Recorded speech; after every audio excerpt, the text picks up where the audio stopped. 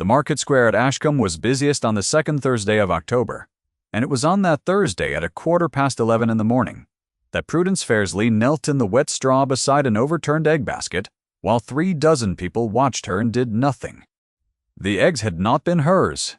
They belonged to a woman named Bess Tanner, who kept 4 hens behind the wheelwright's yard and sold what they gave her to buy candles.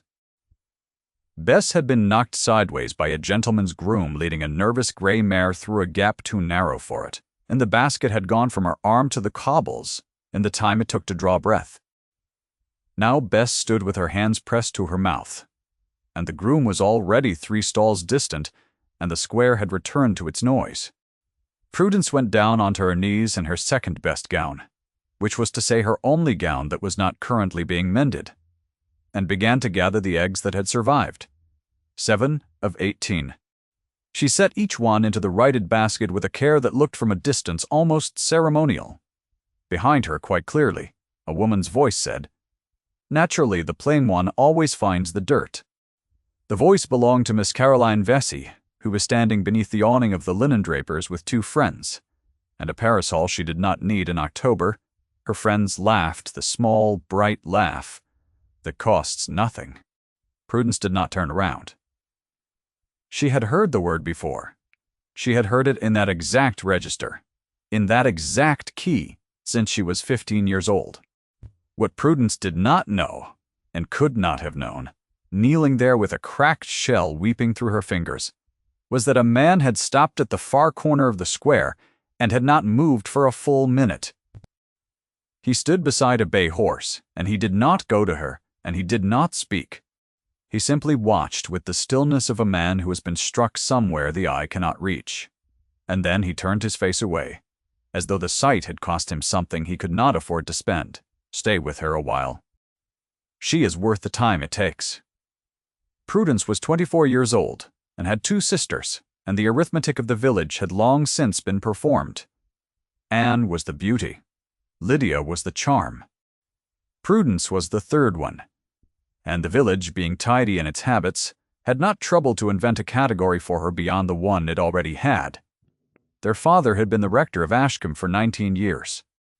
He had died in March of a fever that took him in 11 days, and with him had gone the living, the rectory, and the modest security that had allowed 3 unmarried daughters to be merely poor rather than desperate.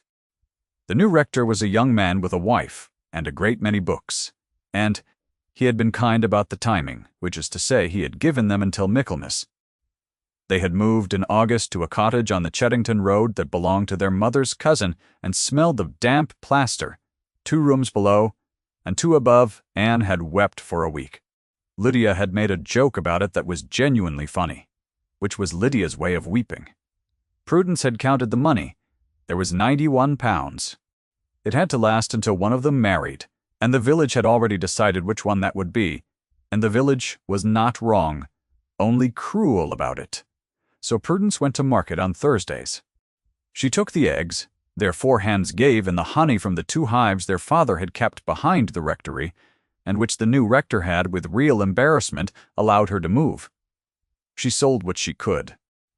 She kept the ledger in a small brown book, with her father's handwriting on the first 11 pages and her own on the rest. And the difference between the 2 hands was the whole story of that year, if anyone had cared to read it. Nobody did. To Ashcombe she was the plain sister, and the plain sister was a settled fact, like the church tower or the price of wheat. She was not, in point of fact, plain. She was tall and straight-backed, with a wide, serious mouth and gray eyes set rather far apart, and her hair was the brown of a wet oak in November.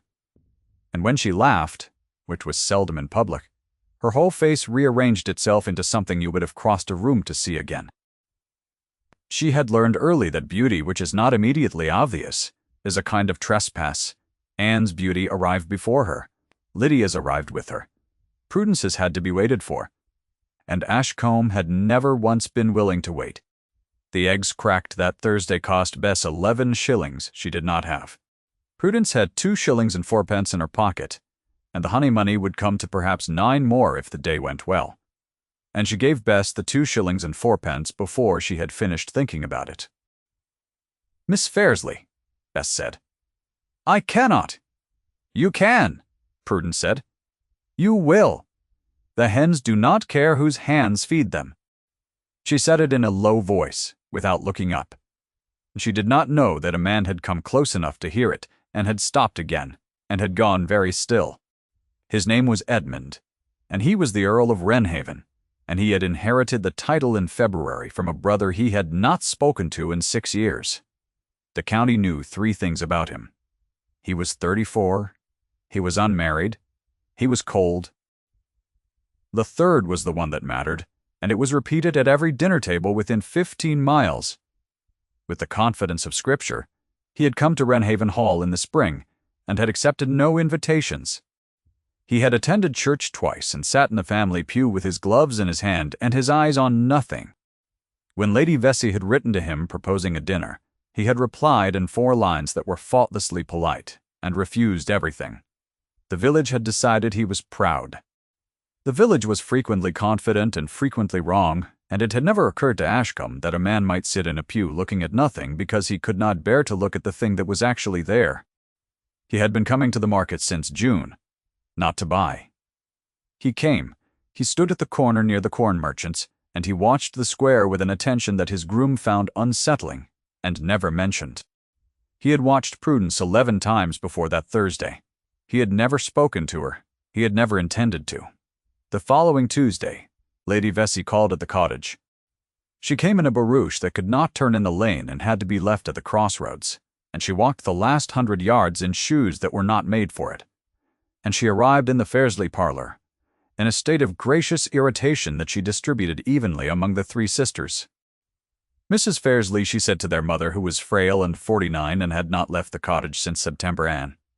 Lydia, a pause of exactly the correct length, and Prudence. She sat. She accepted tea. She did not drink. She spoke for 11 minutes about the assembly at Wrenhaven Hall that the Earl had at last consented to give at the end of November, and about how difficult it was to know whom to include, and about how the county had waited so long for the hall to open its doors again that expectations had become, she feared, a little inflated. Anne, of course, must come, she said. And, Lydia, you are both such ornaments. She turned her head. Prudence, you would be very welcome to sit with the older ladies. There is always want of someone sensible near the card tables. Lydia's teacup stopped halfway to her mouth. I am obliged to you, Prudence said. It is only that a girl must know her own line, Lady Vesey said, and she said it kindly, and that was the worst of it because she meant it kindly. I have always thought it a mercy that the plain sister is spared the exhaustion of the thing. You may sit and watch. I quite envy you. She left 10 minutes later. Anne cried. Lydia said something so precisely vicious about the barouche that their mother laughed for the first time in a month. Prudence went out to the hives and stood with her hands flat against the cold wood of the nearest one until her fingers ached. She was not angry. That was the part she could not explain to anyone. She had been angry at 19. Anger requires an expectation to be violated, and by 24 she had none left to violate. What she felt was something quieter and worse, a kind of settled agreement. The village had told her what she was for 11 years, and somewhere in the 9th or 10th year, without ceremony, she had begun to believe it. That was her wound, and she had never once named it aloud. The honey was what saved them through October. Their father had kept the hives badly, out of affection rather than skill. He had loved the bees, and had been sentimental about them, and had consequently taken too much in September 3 years running, and every spring he had been sadly puzzled by what he found. Prudence had spent 2 summers reading a book he had bought in Bristol, and never opened. It was 400 pages, and the man who wrote it was tediously in love with his own opinions. And she had read all of it twice with a candle after her mother went up. She had learned to read the hive's temper by its sound, which is a thing no book teaches, and which she had got by standing beside them at 6 in the morning for 2 years. A contented hive is a low, steady note you feel in the sternum. A queenless one goes thin and ragged and wrong, and the wrongness is audible 30 feet away to a person who has learned to hear it. and inaudible at 3 feet to a person who is not. She had learned when to take and when to leave, which is the whole art and is mostly a matter of leaving. She had learned to work without gloves, because gloves make a person clumsy, and clumsiness is what gets a person stung. And her hands that autumn were marked across the knuckles in a way that Lady Vesey had noticed in the parlor, and had been too well-bred to mention and not well-bred enough to leave unlooked at.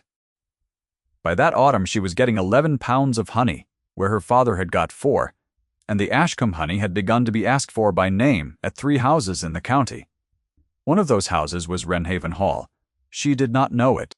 The order came through the hall's housekeeper, a woman named Mrs. Pell, who paid in coin and said little, and had, on 2 occasions, looked at Prudence with an expression Prudence could not interpret and did not attempt to. The 3rd Thursday of October it rained hard from 10 o'clock. The market emptied.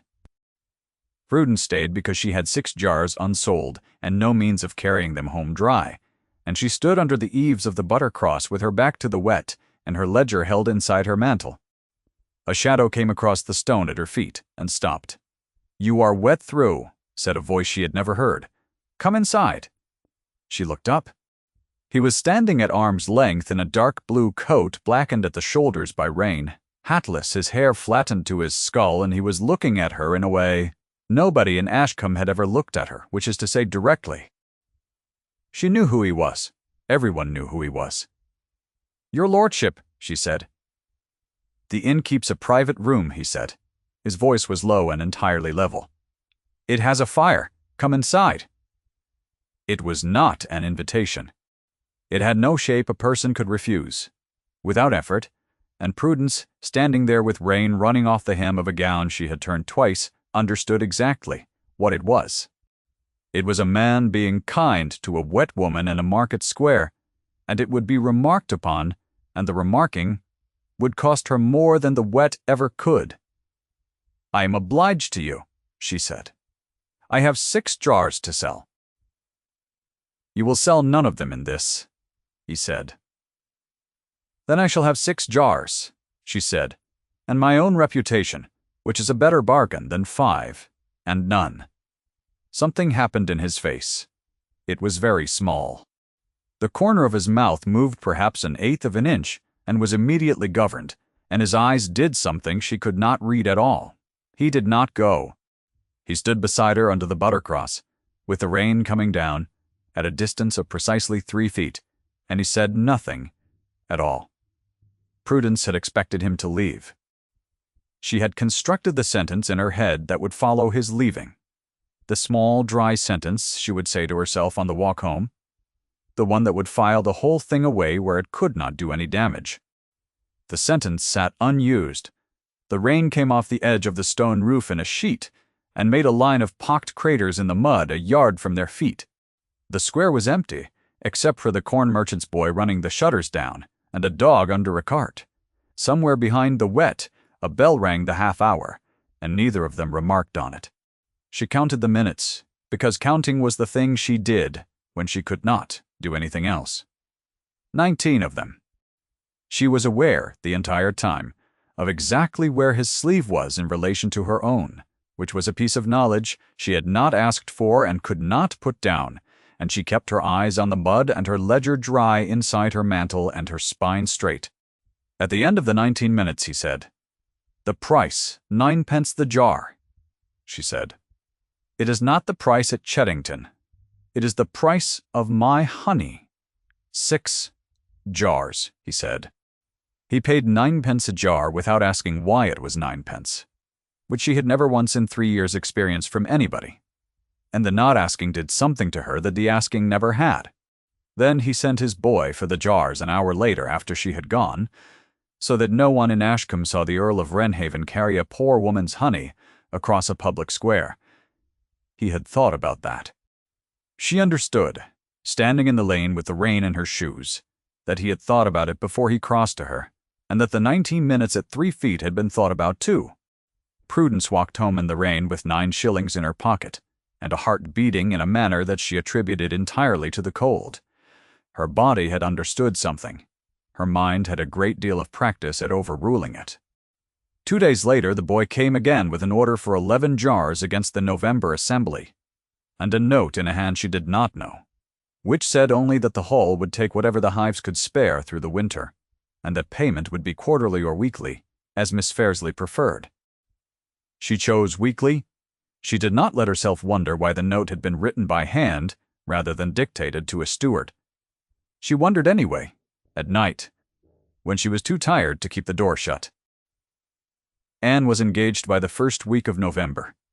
It happened quickly, and it happened well. Gerald Vesey, who was Caroline's brother, and a decent enough young man with more money than conversation, had seen Anne at the harvest dinner, and had been rendered speechless, and the speechlessness had proved durable enough to survive 3 subsequent meetings and 1 interview with Lady Vesey. That must have been a considerable thing to sit through. Lady Vesey agreed to it because Anne was very beautiful, and because Anne was the daughter of a rector, which was respectable, and because a Fairsley girl in the family was a smaller price than a son in a sulk. She agreed to it in the tone of a woman accepting a slightly damp umbrella. The cottage changed. Their mother came downstairs. Lydia sang. Anne, who was not stupid and not unkind, sat with Prudence on the stairs one evening and took her hand and said, "It will be different now. Gerald has said there is money for a proper season for Lydia, and after that for you. And Prudence, I will make him. I will make him." "I know you will," Prudence said, and meant it, and felt something in her chest fold quietly closed. Because she had done the arithmetic. She had done it that afternoon in the brown book, with her father's hand above and hers below. A season cost £200, at the least. Lydia was 21 and lovely, and would take 1 season, perhaps 2. Prudence would be 27 by then, or 28. And there is a word the county uses for a woman of 28 without money or beauty, and the word is not cruel exactly. It is only accurate. That is what makes it unanswerable. She wrote the figures. She closed the book. She went out to the hives. You know already, I think, what she could not see. Stay with her. The invitation to the assembly at Wrenhaven Hall arrived on the 9th of November, addressed to Mrs. Pra, Fairsley, and the Misses Fairsley, all 3, in the same hand as the note about the honey. Lydia read it aloud twice. Anne said it was Gerald's doing. Their mother wept. Prudence looked at the handwriting and said nothing at all. The assembly was held on the 28th of November, and it was the first entertainment given at Wrenhaven Hall in 9 years. The house had been shut so long that the county had half forgotten what it looked like inside. Now the long gallery was lit with more than 200 candles, and the ballroom's terrace door stood open despite the cold, and the floor had been chalked in a pattern of interlacing rings that took a man 2 days to draw and would be gone by midnight. There was an orchestra of 11. There were pineapples on the supper table, which Lydia reported afterward with genuine awe. Prudence wore gray. It was the best she had, and it was not good. And she knew it before she crossed the threshold, and she knew it more with every step across the chalked floor. Anne was in white and blue, and was immediately surrounded. Lydia was in yellow, and was laughing within 90 seconds. Prudence took the chair that Lady Vesey's arrangement had reserved for her near the card tables, and sat down in it, and the room closed over her like water. She was there for 1 hour and 40 minutes before anyone spoke to her. It is a particular arithmetic, that hour and 40 minutes, and only certain people have ever had to do it. You sit at the edge of a lit room, and you learn the exact distance at which a person's eyes slide off you. You develop opinions about the backs of gowns. You discover that a chair by the card tables is not a place to sit but a category to be filed into, and that once you are in it, the room stops seeing a woman and starts seeing furniture, and that the transition takes about 4 minutes and is entirely painless, which is the worst thing about it. She watched a footman refill the same lady's glass 3 times. She watched the chalked rings on the floor smear under 100 slippers, until the pattern that had taken 2 days was a gray blur by 10 o'clock. And she thought, without bitterness, that this was the most honest thing in the room. She watched Anne dance. She watched Lydia dance twice. She watched the Earl of Wrenhaven stand at the head of the room, accepting introductions with a courtesy so exact it was very nearly a wall, and she watched 3 separate mothers steer 3 separate daughters toward him, and watched him deflect all 3 without moving his feet. She watched Caroline reach him at 10:30. Caroline had been told her entire life that she was the correct choice, and she had never been given cause to doubt it. She was 20, and she was handsome, and she had £8,000. And when she put her hand on the Earl's sleeve, the room noticed, because the room had been waiting all evening for someone to do it. He looked down at the hand. He did not remove it. He said something short. Caroline laughed, and the laugh carried. And the room decided a thing had been settled. It was at 11 o'clock that Caroline came to the card tables. She came with 2 friends, and with the particular momentum of a woman who has just been publicly confirmed, and she stopped in front of Prudence's chair and looked at her for a moment with an expression of perfectly genuine sympathy. "Miss Fairsley," she said, "you must let me find you some tea. It is such a long evening when one is only watching." Her voice was pitched exactly for the 4 ladies at the nearest table. "I said to Mamma, one cannot fault the arrangement. The plain sister is so much easier in a chair. It would be a cruelty to make her stand among all this." The 4 ladies at the nearest table heard it. One of them, a Mrs. Halloway, who had known Prudence's father, made a small sound of protest, and then did not make another. The rest of it went into the room the way such things do, sideways through the space between the music. Prudence stood up. She did it slowly, and she did it without any expression at all. And she said, "I thank you. No, I do not care for tea." Then she walked the length of the ballroom and out through the terrace doors into the November cold, and every step of it was witnessed, and she knew it, and she kept her back straight the entire way, because it was the only thing she had left that was entirely hers. The terrace was empty, and the stone was cold through her slippers, and she stood with both hands on the balustrade and looked at nothing. She did not cry. She had understood something out there in the dark, and it was worse than crying. She had understood that Caroline had not been unkind. Caroline had been describing the world accurately.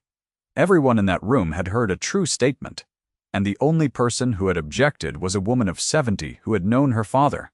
Behind her, the terrace door opened and closed. She did not turn. She knew who it was, and she did not know how she knew. And her body had known before her mind was consulted. "You are cold," he said. "I am aware of it. Come inside." "No," Prudence said. There was a silence of perhaps 6 seconds. "No," he repeated, as though examining the word.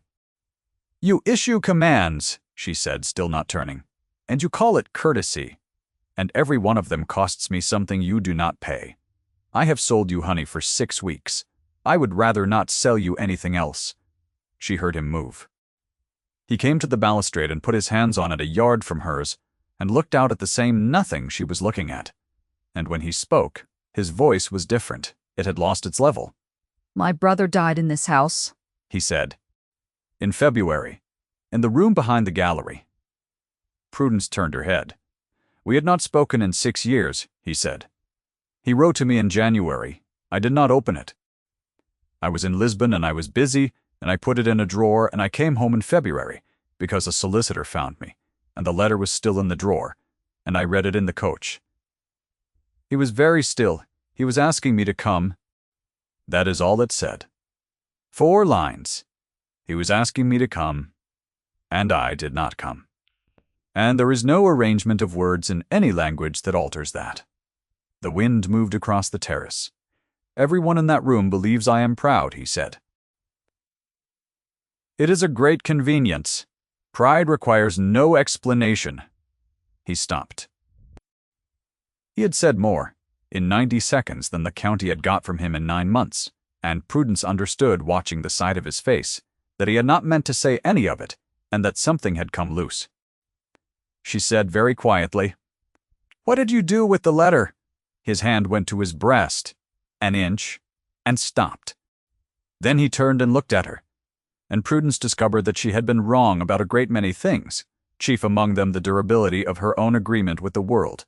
"Miss Fairsley," he said, "go inside. You are shaking." "That is the cold," she said. "No," he said, "it is not." Neither of them moved. There was a distance of 1 yard between them, and it was the most crowded yard she had ever stood in.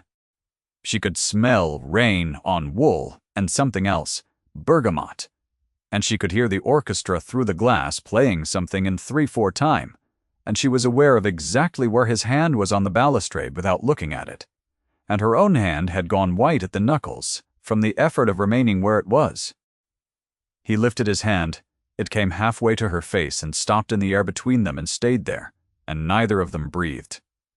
"I have watched you," he said, 11 times in that square. I have made an inventory of the reasons a man in my position might have for standing at a corner in the rain, and I find I do not want any of them. I want the true one." His voice dropped. "I want you. I have wanted you since June, and I have not permitted myself the word until this moment." Prudence looked at the hand that had not touched her. "You must not say that," she said, and her mouth said it. And her body did not agree, and she heard the disagreement in her own voice as clearly as he did. "Why?" "Because you will go back through that door," she said, "and the room will tell you what I am, and you will believe it, and I will have to survive having been told the other thing first." His hand lowered. He did not touch her. "Prudence," he said. It was the first time.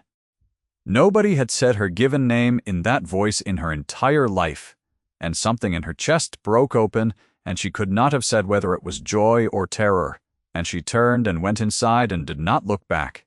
And behind her he stood on the cold terrace for a long time with his hand at his breast pocket. Over 4 lines of paper he had carried since February. The engagement was announced 11 days later. Not his. Caroline's. Lady Vesey did it at a dinner in her own dining room, at a table seating 30, in front of the entire neighborhood, with the confidence of a woman who has never in her life been contradicted in her own house. She rose. She said that she had the very great happiness of telling her friends of an understanding between her daughter and the Earl of Wrenhaven, and that the Earl, who was regrettably detained in London, had given her leave to speak of it. He had not. Prudence learned it the way the poor learn everything, which is second-hand and too late. Lydia came home white and furious. Anne could not look at her. Their mother said, with real relief, that at least it was settled now, and did not understand for another hour why Prudence walked out of the room. And the next morning, in the market square at Ashcombe, in front of the corn merchants and the linen drapers and Bess and 40 other people, Caroline stopped Prudence between the stalls and said, "You will have heard. I did want you to hear it kindly." A small pause, perfectly judged. "It is a mercy, in a way. He was civil to you, and the whole county saw it, and one does worry what a plain sister might make of civility, when she has had so little practice. The square heard it. That was the point of saying it there." Prudence stood in the wet straw with a basket on her arm and 11 jars of honey she would not now sell, because Wrenhaven Hall's order had not come that week, and she looked at Caroline and found that she had nothing whatever to say. She went home, 4 miles, with the basket. And she did not remember any of it afterward, except a gate she had to open twice because she had not properly opened it. The first time, she put the jars on the table. 11 of them, in 2 rows, and 1 row of 5 and 1 of 6, because 11 does not divide. And she stood and looked at the way it did not divide for longer than a person ought to look at anything. Their mother called down from the top of the stairs to ask whether it had gone well at market. Prudence said that it had. She said it in an entirely ordinary voice. And their mother said something contented and went back to her room. And that small, competent lie was, Prudence thought afterward, the closest she came that day to giving up altogether. She sat down in her father's chair. It was the one thing they had brought from the rectory that was not useful, and it smelled faintly of him. Still, and she did not move out of it for 2 hours while the light went out of the window. Lydia came at 4 o'clock. She did not say anything, which was not like her at all. She came and knelt on the floor in front of the chair and put her head down in Prudence's lap, the way she had done when she was 6 and had broken something. And Prudence put a hand on her sister's hair and said, the only true thing she had said aloud in 9 years. I did believe him, she said. For 1 minute, on that terrace I believed him. That is what I cannot forgive myself. It was Bess Tanner who went to the hall. She walked 4 miles on the 14th of December, with her shawl over her head, and she stood at the kitchen door and told Mrs. Pell what had been said in the market square, and who had said it, and who had heard it. And Mrs. Pell listened without a word and then went up the back stairs. Nobody had asked Bess to go. Nobody had paid her. She went, because 11 months earlier a woman had knelt in the straw and given her 2 shillings and 4 pence and had said the hens did not care whose hands fed them, and Bess had been waiting since October for something she could do about it. That is how the machinery of Ashcombe was finally turned, not by rank. By 11 shillings worth of eggs and a 4-mile walk. The Earl of Wrenhaven came back from London on the 15th of December. He did not go to Lady Vessey's. He did not write. He went to his solicitor at 7 in the morning, and to the vicar at 9, and at 11:15 on the 2nd Thursday in December, in the market square at Ashcombe, in front of the corn merchant's stall and the Buttercross and something over 60 people, he came down the lane on foot, hatless, in a dark blue coat. And the square went quiet the way a room does when the music stops mid-phrase. Prudence was at her stall. She had gone because the money would not earn itself, and because she had decided, somewhere in the small hours, that she would not be driven out of a public square by anybody. Caroline was at the linen draper's with her mother. Lady Vessey's hand was raised. Mid-gesture, and stayed raised. He crossed the square. It took him 9 strides, and nobody in Ashcombe ever agreed afterward how long those 9 strides lasted. Prudence saw him come. She had a jar in her hand, and she did not put it down, because putting it down would have been a kind of answer. And she had not decided yet what her answer was. Her hands were perfectly steady. She noticed that they were steady with a sort of distant surprise, the way one notices weather. The square did what squares do. The noise did not stop all at once. It came off in layers, the far edge first, the haggling at the corn merchants, then the middle, then the near stalls, until the only sounds left in the whole of Ashcombe Market were a dog somewhere behind the church and the small wet noise of 60 people's boots turning in the straw at the same time. He stopped in front of the stall. He was near enough that she could see the rein of the walk still on his shoulders, and a place on his jaw where he had shaved badly at speed. That morning he looked at her. He did not look at Lady Vessey. He did not look at the square. Whatever this was going to cost him, he had evidently costed it already, somewhere between the solicitor at 7 and the vicar at 9, and had found the price acceptable, and had stopped thinking about it.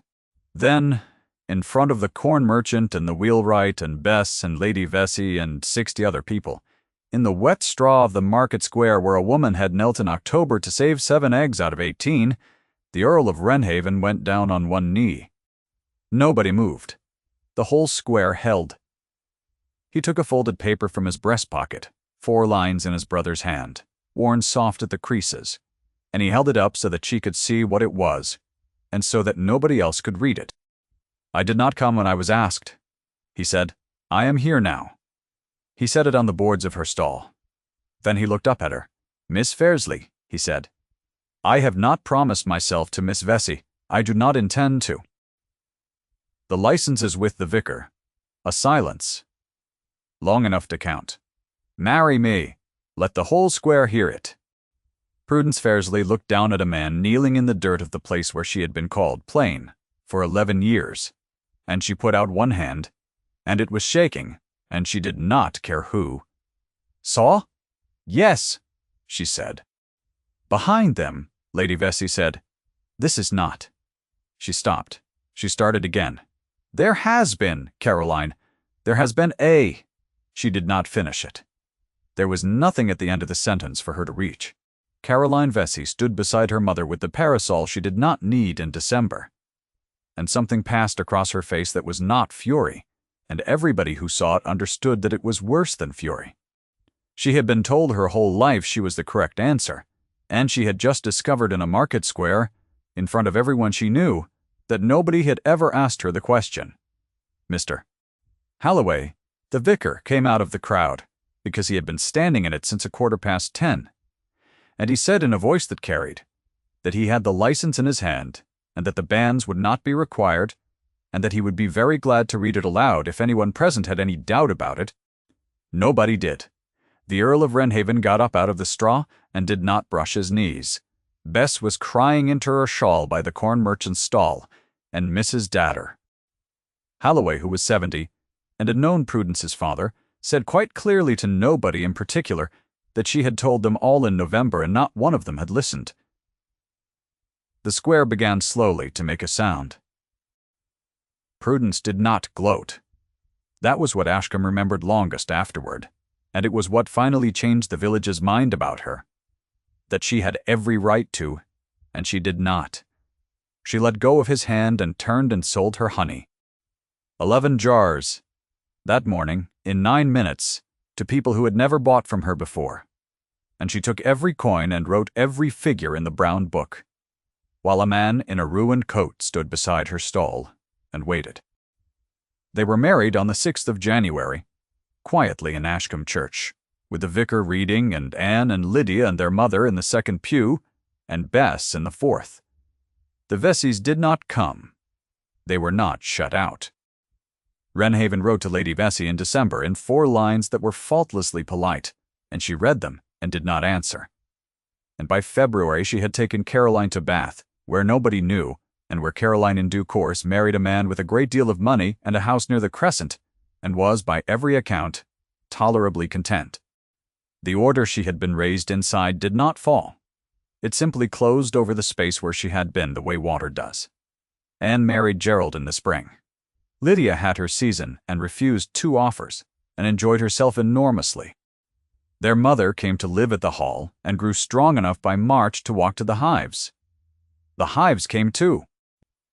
Prudence had them moved in a cart in the last week of January. All 4 of them now sat on the south wall of the kitchen garden where the morning sun came first, and Mrs. Pell, who had looked at her twice in October with an expression Prudence had not been able to interpret, told her at last what it had been. Mrs. Pell had been at Wrenhaven 31 years. She had watched 2 brothers not speak for 6 of them. She said she had known what the honey orders were from the first week, and that she had never in her life been so glad to be right about anything. The letter is in a frame, now in the small sitting room, 4 lines in a dead man's hand, and neither of them explains it to guests, and neither of them takes it down. There was snow on the 12th of February, the first real fall of that winter, and Prudence stood at the window of the small sitting room, with the brown book open, on the sill, and watched it come down over the kitchen garden and settle on the 4 white hives against the south wall. Behind her the fire moved. Behind her a man she had married in January sat with his boots on the fender, saying nothing, which she had learned was how he said most things. She had written the figures for January that morning. 11 pounds of honey. 91 pounds still in the box, untouched since March, which she had decided she would never spend and never explain. She closed the book. Prudence, he said from the fire. She did not turn around. She did not need to. She had known where he was in the room since the moment she entered it, and she always would, and it had stopped surprising her sometime in the second week. "I know," she said. The snow went on falling on the hives, and the bees inside them were warm, and were waiting, the way they do for a spring that they had no way of knowing was coming. Thank you for staying until the end. If Prudence's kneeling in the straw for a basket of eggs that were not hers moved you, sit with it a moment before you go.